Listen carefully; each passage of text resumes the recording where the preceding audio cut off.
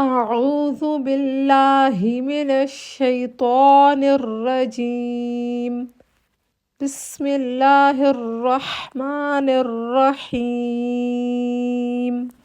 آج کی کلاس میں ہم عین کا مخرج سیکھیں گے۔ آئیے سیکھتے ہیں عین کا مخرج کہ یہ کہاں سے ادا ہوتا ہے، کہاں سے نکلتا ہے۔ ہمارے حلق کے 3 حصے ہوتے ہیں، اوپر والا، درمیان اور آخر۔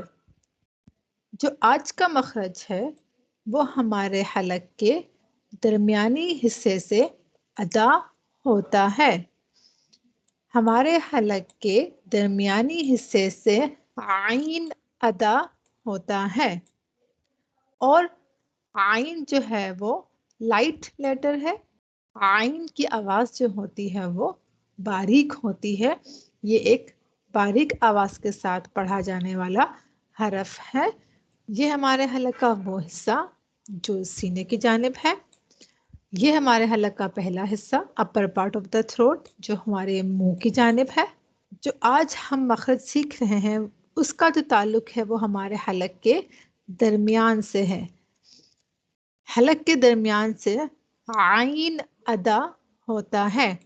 یہی اس کا مخرج ہے کہ عین کو ادا کرنے کے لیے آپ نے آواز کو لفٹ کرنا ہے، پش نہیں کرنا، دبانا نہیں ہے اپنی آواز کو، بلکہ آواز کو تھوڑا اٹھانا ہے۔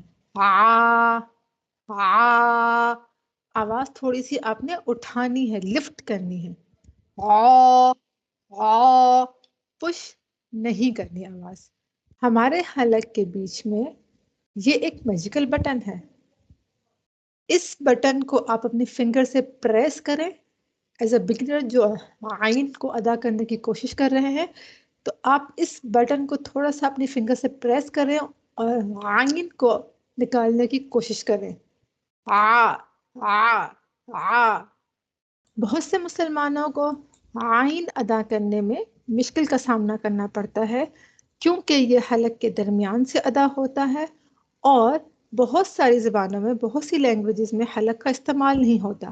خاص طور پہ مڈل پارٹ جو ہوتا ہے وہ حلق کا اتنا استعمال نہیں ہوتا۔ اردو میں ہم بولتے ہیں عین عین، لیکن چونکہ عربک لینگویج میں یہ حلق کے درمیان سے نکلتا ہے عین، تو اس لیے اس کو ادا کرنے میں بہت سارے مسلمانوں کو مشکل کا سامنا کرنا پڑتا ہے۔ حلق کے درمیان سے اسے بار بار پریکٹس کیجئے۔ حلق کے اس پارٹ سے نکالنے کی کوشش کیجئے، کیونکہ یہ حلق کے درمیان سے ہی ادا ہوتا ہے۔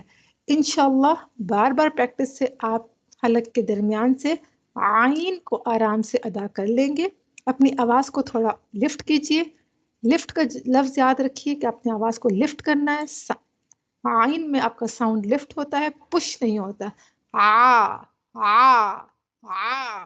آواز اٹھتی ہے، باریک آواز نکلتی ہے۔ عین عین۔ جزاک اللہ۔